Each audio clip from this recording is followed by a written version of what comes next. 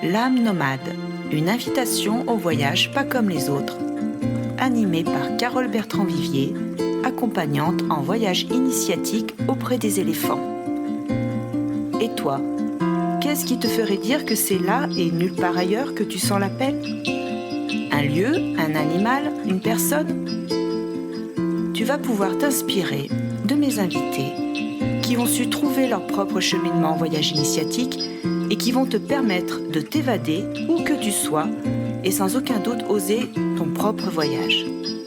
Allez, viens, je t'embarque pour une destination hors du temps et j'espère bien te retrouver tous les 2e et 4e mercredis du mois à 18h. Bonne écoute! Bonjour chères voyageuses et chers voyageurs, je suis ravie de lancer la saison 2 de mon podcast L'âme nomade. Après mon retour du Kenya, je suis toujours dans cet élan, dans cet appel que j'ai envie de transmettre, même si bien sûr je me pose des questions sur les conditions du voyage. Alors non plus les conditions sanitaires, mais je dirais plutôt les conditions écologiques, puisque bien sûr moi, de par ma nature profonde en tant que naturopathe de la première heure, je suis vigilante à toutes ces à toutes ces données écologiques et aller voir les éléphants, ça nécessite, oui, de prendre l'avion et c'est des questions d'un de mes contacts qui m'a dit oui, et pour autant, est-ce que c'est raisonnable d'aller là-bas ? Alors, et je sais que là-bas, la condition des éléphants, enfin en tout cas en Thaïlande, mais aussi bien sûr en Afrique et dans les réserves, sont des conditions extrêmes où ces éléphants donc sont dans leur plus grande vulnérabilité. Et il y a besoin de moyens, il y a besoin de faire connaître aussi, de faire savoir ce tragique. Et pour moi, ça pas vraiment que ça passe au-dessus, c'est que j'arrive à faire la part des choses et je me dis que sur des voyages en conscience, avec cette transmission aussi spirituelle, pour se faire du bien, mais surtout pour apporter des moyens, encore une fois, à tous mes partenaires sur place, que ce soit au Kenya ou en Thaïlande. Voilà, je me dis que ça a du sens et que ces voyages ne durent pas qu'une semaine non plus. Enfin voilà, j'essaye vraiment de faire la part des choses et d'amener les voyageurs et les voyageuses aussi à prendre conscience de cet engagement. Et c'est important effectivement de tenir compte de tous ces éléments écologiques parce que la crise climatique est là. Enfin moi j'en ai jamais douté, ça fait des années que j'en parle et des années que je tente de transmettre aussi cette réalité. Mais aujourd'hui, comment trouver l'équilibre entre cette réalité et tout ce qui se passe ailleurs ? Parce que se couper des voyages, c'est aussi se couper d'une alliance, de cette alliance avec le vivant, comme j'aime le transmettre aussi. Et comme je vais en parler dans mon futur livre qui s'appelle « Voyage en soi sur la terre des éléphants », que j'espère terminer très très prochainement et trouver un éditeur. Donc c'est vraiment trouver cet équilibre, cet ajustement entre vivre l'alliance ici et ailleurs, et faire attention, bien sûr, à cette façon de voyager. Pour moi, le voyage touristique, je veux dire, non pas que ce soit pas un voyage initiatique, parce que tous les voyages peuvent nous amener au plus près d'un désir, au plus près de la nature, au plus près des lieux sacrés. Mais là, dans les voyages que je propose avec les partenaires que j'ai choisis, on est vraiment dans une autre dimension du voyage. Et c'est pour ça que j'insiste sur le mot initiatique, parce qu'on pourrait lui mettre justement, le mettre à toutes les sauces. Et là non, parce qu'il y a cette alliance, il y a quelque chose qui se tisse avec mes partenaires sur place, en lien avec la nature, en lien avec les animaux bien sûr, dans un travail de reliance à soi-même, ce qu'on ne retrouve pas forcément dans ces voyages touristiques, alors qui peuvent être au plus près, encore une fois, de la nature, avec beaucoup de précautions et une conscience écologique, mais le pas de plus, là, c'est le pas de l'éléphant, c'est un regard aussi sur soi pour revenir engagé peut-être autrement. Donc je suis vraiment dans cette disposition d'esprit. L'âme nomade, une invitation au voyage pas comme les autres. Et il est vrai qu'au Kenya, je reviens du Kenya, c'était merveilleux. Puis il est vrai aussi que j'ai pu plonger mon regard dans le regard d'un éléphant mâle qui s'est arrêté, qui marchait pas loin de notre véhicule, qui s'est arrêté, qui s'est retourné, qui nous a observés, où j'ai pu l'observer, j'ai pu vraiment plonger dans son regard qui me touche tant. J'ai été vraiment, le mot me manque, mais oui, il y a eu un arrêt sur image avec cette présence incroyable de cet éléphant dans cette belle énergie. Donc il n'était pas avec son troupeau, c'était un éléphant solitaire. Et j'aurais voulu pouvoir communiquer plus longuement avec lui, mais bon, il a fait demi-tour et puis il est parti. Nous avons donc continué notre chemin. Il ne faisait pas très beau. On était dans la réserve des Aberders et on est allé donc dans ce fameux hôtel où la reine d'Angleterre a appris que son père était décédé et donc elle a appris qu'elle allait devenir reine d'Angleterre. Voilà, tout ça pour dire que nous étions dans cet hôtel magnifique et sur la terrasse, en train d'observer l'environnement. Ça faisait à peu près 3/4 d'heure que nous avions quitté cet éléphant sur une piste un petit peu plus éloignée. Donc nous étions en jeep, c'était un safari. Et à un moment donné, cet éléphant est revenu. C'est-à-dire qu'il a réussi à nous retrouver. Pour moi, c'était vraiment un message incroyable parce qu'il aurait pu aller n'importe où. Enfin, cette réserve est immense. Et c'est là qu'il est revenu. Il est revenu nous retrouver. Et il s'est positionné de la même façon que sur cette piste. Il nous a regardés. Très peu de temps aussi, il a fait un mouvement d'oreille. Et moi, j'ai vraiment entendu ce message assez court, en fait. Ce que j'ai pu traduire dans cette connexion, c'est « il n'y a rien de changé, je m'en vais ». Passe mon chemin, je m'en vais. Et effectivement, il a fait demi-tour à ce moment-là, il est parti. Et moi, je suis restée avec ce « il n'y a rien de changé ». Alors, c'est quoi ce « il n'y a rien de changé » ? C'est notre humanité est toujours là où elle en est, dans cette immaturité, dans cette inconscience, dans cette difficulté à se relier à tous les règnes et à profiter de notre mère la Terre sans s'engager véritablement sur autre chose. Il n'y a rien de changé. Est-ce que c'était un message qui m'était dirigé, comme si il y avait un endroit de moi qui n'était pas complètement là, pas connecté, pas assuré? Je me suis dit, je vais laisser agir. J'étais déçue qu'ils repartent. J'aurais voulu vraiment, comme sur la piste, qu'ils restent plus longtemps, qu'on puisse s'observer plus longtemps, qu'on puisse communier plus longtemps. Mais ça a été très bref. Ça m'a fait penser à un message que j'avais reçu en 2017 aussi par 2 éléphantes à l'époque, sur mon premier voyage en Thaïlande. Donc c'est Yani et Wasana. Et ces 2 éléphantes, elles, qui m'ont interrogée aussi. Pour ça que j'ai créé aussi ces voyages initiatiques. Yani et Wasana m'ont transmis à peu près le même message qui disait « Et toi maintenant, que fais-tu » Et c'est à partir de là que j'ai choisi de créer ce voyage en soi sur la terre des éléphants. Je me sens très reliée, effectivement, à l'âme des éléphants, au peuple éléphant. C'est depuis très très longtemps, je le dis assez souvent, depuis vraiment que je suis petite fille, il y a quelque chose qui me relie très fortement à ces animaux.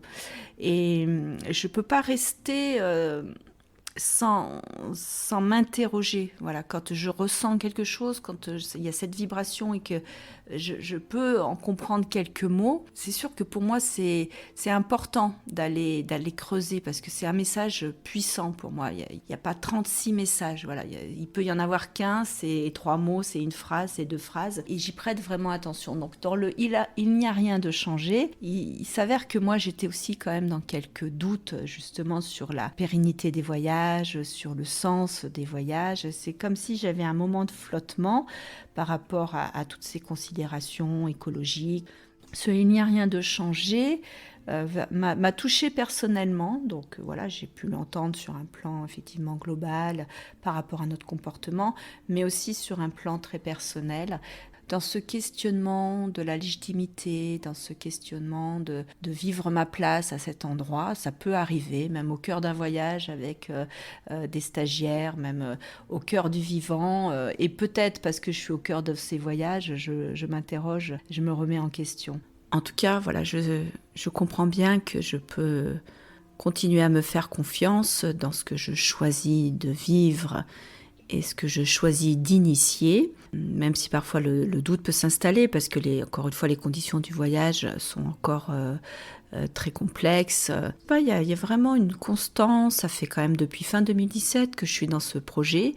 Ça fait depuis 2018-2019 que j'ai accompagné quand même un certain nombre de personnes pour aller à la rencontre des éléphants. Dernièrement, donc, j'ai pu le vivre au Kenya, à Meringa Farm, et c'était extraordinaire. Hein. C'est sûr que je sens bien que notre évolution, le fait d'oser le vivant, d'être à soi-même, passe par cette alliance. À partir de là, qu'est-ce que je peux en faire ?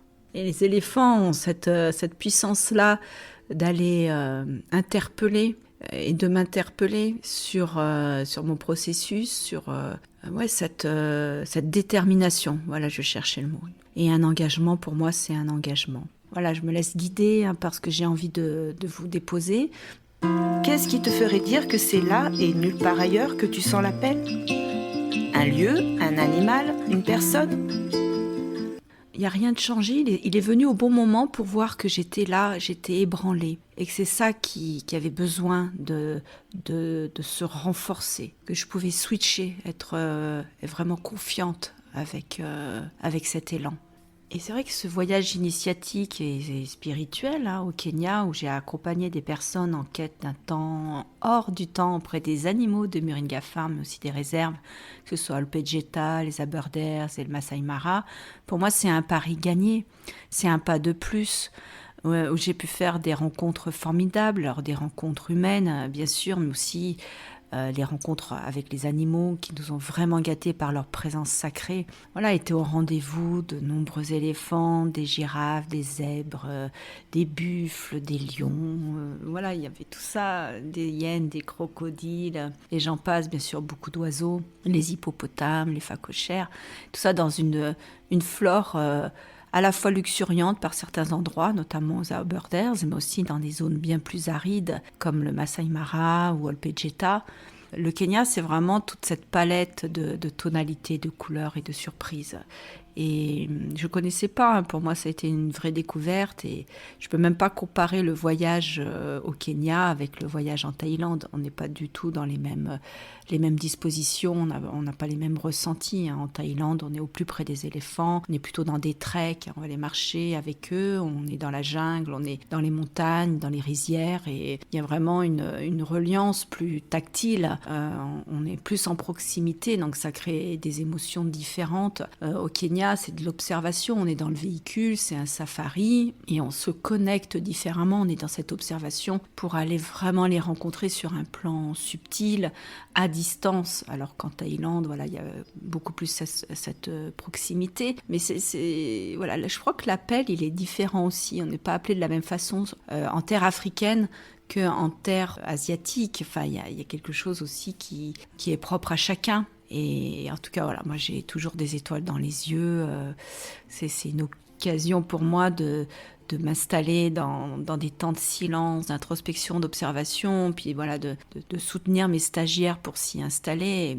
Nous nous rendons non seulement dans des lieux mythiques et on va rencontrer de ces animaux particuliers. Enfin, tous les animaux sont particuliers, mais je veux dire, c'est vrai que là, on les rencontre pas tous les jours. Et pour moi, c'est un pas de plus vers l'alliance avec tous les rennes. Voilà, pour moi, tout est là. Je pense que tout le monde devrait saisir l'importance de ces voyages en silence, de ces temps d'introspection, encore une fois ici ou ailleurs. Hein. Mais s'installer au plus près de soi, c'est une façon de s'accueillir pour mieux accueillir les autres, que ce soit les humains et les animaux. Et parfois, je sens aussi cette difficulté d'être à l'intérieur, donc comme une obstination, de vouloir toujours être à l'extérieur, de toujours communiquer, de toujours vouloir saisir même du sens, alors qu'on peut être vraiment dans une autre forme d'observation, encore une fois.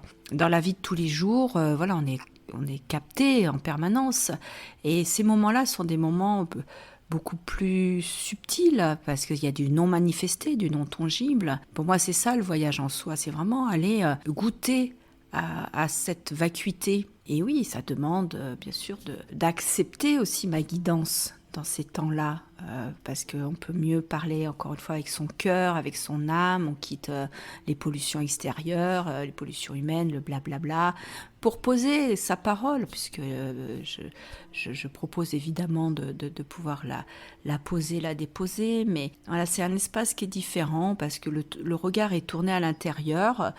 Il y a ces temps d'observation, donc en même temps, j'ai le regard est tourné à l'intérieur pour mieux aller justement regarder au-delà de. Tu vois, c'est ce que je proposais aussi à mes stagiaires, c'était vraiment regarder au-delà, et c'était ça le message, voir au-delà, et ça n'a pas de prix, ça n'a pas de prix. Donc tout est précieux pour moi dans ces voyages initiatiques.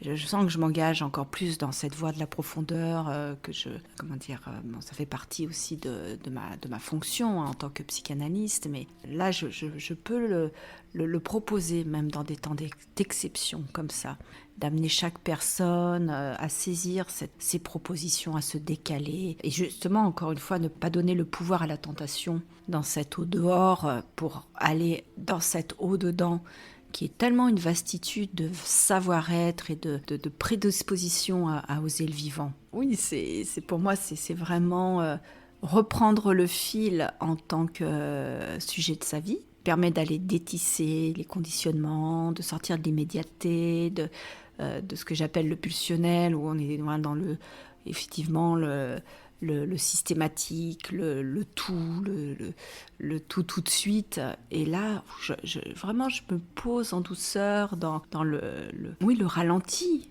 Je m'engage en douceur dans une conscience différente pour une relation bien plus respectueuse avec soi et avec les autres. Alors voilà pourquoi j'ai choisi les animaux, encore une fois, c'est que voilà, ils ont quelque chose de très authentique. Alors évidemment qu'il y a de la violence, évidemment qu'on est dans la nature, évidemment qu'on est dans la survie, mais il y a aussi...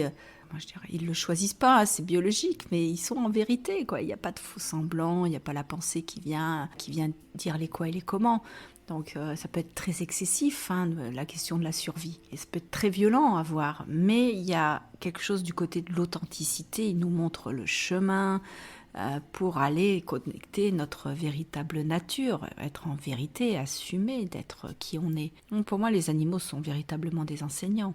Et les éléphants, tout particulièrement, sont ceux qui me guident le mieux vers cette posture entre force et sagesse. Bon, il y a bien des humains qui me guident aussi, mais... En tout cas, entre humains et animaux, j'arrive à m'ajuster et à tenter de semer les graines du changement, de conscience pour un monde meilleur.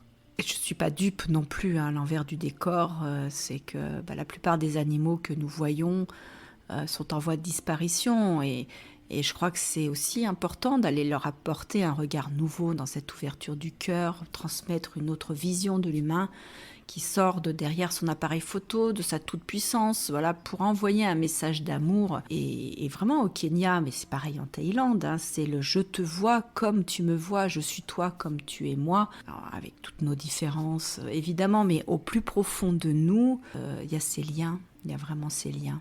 C'est pas dans une égalité de langage, de comportement, encore une fois, mais pour moi, c'est vraiment un système universel d'interdépendance, d'interrelation. Et d'ailleurs, voyez bien, quand on ne veut pas l'entendre, quand les humains ne veulent pas l'entendre, la nature nous le rappelle, vient nous dire, là, c'est plus possible. On voit bien ce qui s'est passé avec ces grands feux, avec toutes ces catastrophes naturelles. La nature nous le rappelle. Comment vivre les uns avec les autres, ça reste un grand mystère. Je n'ai vraiment pas la solution. J'essaye de faire de mon mieux, ça c'est sûr. Et pour moi, ces voyages initiatiques et spirituels sont vraiment l'occasion de vivre cette alliance et l'engagement à faire de son mieux. Je trouve, et du fait des témoignages de mes stagiaires depuis donc des années que j'organise ces séjours, vraiment je trouve que nous revenons grandis et fiers de notre contribution, puisqu'il est toujours question en arrière-plan de solidarité, d'éthique. Donc voilà, nous ne pouvons pas continuer à faire comme si nous étions seuls au monde, avec un mode de fonctionnement souvent trop destructeur vis-à-vis de notre mère la Terre, de tous ses règnes. Donc ma part, elle est là. Chacun prend sa part évidemment, et j'ai envie de vous dire à très vite sur le chemin, ici ou ailleurs, Pour moi, bon, ça va être la Thaïlande là au mois de novembre et puis le Kenya au mois de mars. Et voilà, il y aura d'autres propositions. Évidemment, je travaille avec des professionnels, donc une agence en France, une agence dans les pays où je souhaite œuvrer. Mais voilà, c'est tout en train de se poser et ça sera vraiment une belle contribution entre nous tous. En tout cas, je fais attention à la pertinence de ce projet en pays étranger avec cette question de l'aviation, de l'industrie de l'aviation, en essayant de poser les choses raisonnablement, avec encore une fois un séjour qui est sur un autre format, de 6 jours à 12 jours très exactement, pour que justement il y ait aussi une cohérence avec les voyages éthiques et solidaires que je propose. En tout cas, je vous remercie infiniment de m'avoir écouté. Je vous dis à très vite pour les prochains podcasts. Donc, on va retrouver mes invités de la première saison, certains invités, pour voir un petit peu où ils en sont aussi avec leurs projets et comment on continue à tisser ensemble cet élan avec les voyages initiatiques, spirituels, et puis voilà, tout ce qui nous traverse pour tenter de faire évoluer les consciences avec beaucoup d'humilité. Donc voilà, des invités que vous avez déjà écoutés, puis d'autres, bien sûr, des nouveaux. Ça a peut-être mis un petit coup d'accélérateur, sur quelques processus qui auraient peut-être pu mettre un peu plus longtemps à se dégager. Merci la vie. Et on a pu continuer notre chemin dans le pas de l'éléphant, le regard de l'éléphant. Ce premier regard avec l'éléphant, comment ça t'a marqué ? Alors moi, le tout premier souvenir que j'en ai, c'est pas du tout le regard, c'est au contraire les yeux bandés, où on est arrivé au bord de l'endroit où étaient les éléphants, la barrière, et sentir la présence, vraiment la vibration qui était là, avec... et au début, je comprenais pas que les couinements qu'on entendait... Enfin, j'ai mis longtemps à comprendre que les couinements qu'on entendait, c'était juste les éléphants, finalement. Que l'agitation qu'il y avait, mais c'était surtout, en fait, une espèce de vibration qui se dégageait. Je pense qu'on devait être à peu près à 1,2 m d'un côté d'une barrière en bois sommaire et nous de l'autre. Et je sais pas, on a dû rester... Enfin, je sais pas, j'ai l'impression d'être resté 2 heures, mais tellement j'ai profité, mais on a dû rester peut-être 5-10 minutes. Mais ouais, c'était vraiment puissant, et en fait le fait de découvrir, waouh, j'étais si proche, et en fait c'était ça que je ressentais physiquement, cette vibration là, c'était juste que j'étais juste à côté, et ça c'était fort, enfin, c'était vraiment une entrée en matière. Allez, on est dedans, on y va, ils sont là, on est juste à côté, avec quand on débande les yeux, forcément le côté impressionnant de la taille de l'animal. Enfin, j'avais clairement jamais vu un animal de cette taille d'aussi près. Puis voir la tranquillité vraiment qui était là. Et ok, vous êtes là, moi je suis là, et on va faire ensemble. On va faire ensemble, dans le pas de l'éléphant. Donc c'est vraiment ça, mon premier souvenir marquant, c'est vraiment celui-là. Et qu'il y avait déjà en fait cet ensemble qui se créait pour pouvoir aller là où on devait aller. Et oui, d'arriver à moins d'1 mètre de ces éléphants, les yeux bandés, avec tous les sens en éveil, sauf la vue. Donc on s'installe plus vite, je pense, dans la sensation, la vibration, comme tu dis. C'est ça, c'est que vraiment là, on est sans rien, si ce n'est les sensations auditives ou olfactives, et vraiment les sensations de cette vibration qui est là en face et qu'on est en train de recevoir.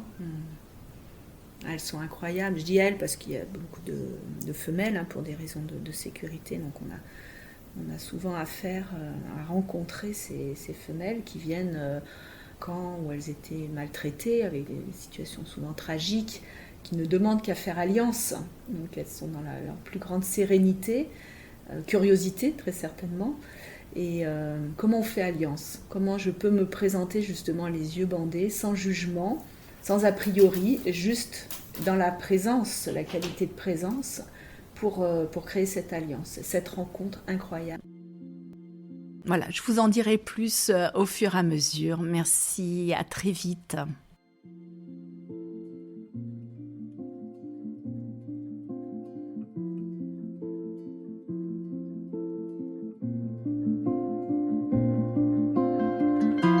J'espère que cet épisode, l'âme nomade, t'a plu et que tu auras l'élan de partager. Tu peux commenter, liker, étoiler et tu peux me suivre sur tous mes réseaux sociaux au nom de Carole Bertrand-Vivier. Tu peux t'abonner à ma newsletter mensuelle pour t'inspirer de mes articles publiés sur mon blog sur www.carolebertrand.com et bien évidemment t'abonner sur ta plateforme préférée à l'âme nomade. Restons en lien et à très vite pour le prochain épisode, tous les 2e et 4e mercredis du mois à 18h.